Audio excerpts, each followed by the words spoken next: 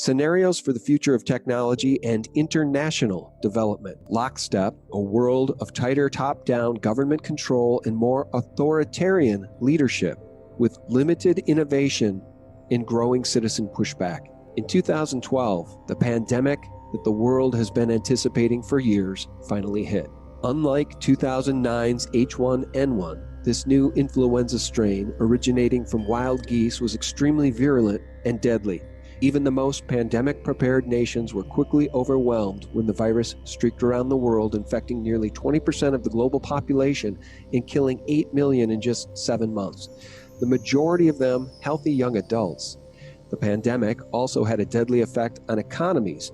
International mobility of both people and goods screeched to a halt, debilitating industries like tourism and breaking global supply chains. Even locally, normally bustling shops and office buildings sat empty for months, devoid of both employees and customers. The pandemic blanketed the planet, though disproportionate numbers died in Africa, Southeast Asia, and Central America, where the virus spread like wildfire in the absence of official containment protocols. But even in developed countries, containment was a challenge. The United States' initial policy of strongly discouraging citizens from flying proved deadly in its leniency, accelerating the spread of the virus not just within the U.S., but across borders. However, a few countries did fare better.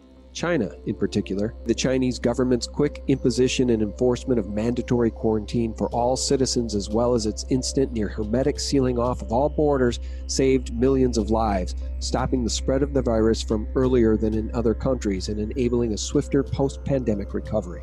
China's government was not the only one that took extreme measures to protect its citizens from risk and exposure. During the pandemic, national leaders around the world flexed their authority and imposed airtight rules and restrictions, from the mandatory wearing of face masks to body temperature checks at the entries to communal spaces like train stations and supermarkets. Even after the pandemic faded, this more authoritarian control and oversight of citizens and their activities stuck and even intensified. In order to protect themselves from the spread of increasingly global problems, from pandemics to transnational terrorism, to environmental crises and rising poverty, leaders around the world took a firmer grip on power.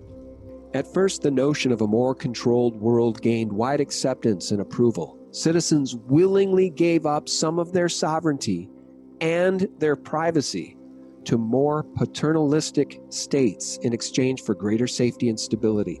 Citizens were more tolerant and even eager for top-down direction and oversight, and national leaders had more latitude to impose order in the ways they saw fit. In developed countries, this heightened oversight took many forms: biometric IDs for all citizens, for example, and tighter regulation of key industries whose stability was deemed vital to national interests. In many developed countries, enforced cooperation with a suite of new regulations and agreements slowly but steadily restored both order and, importantly, economic growth.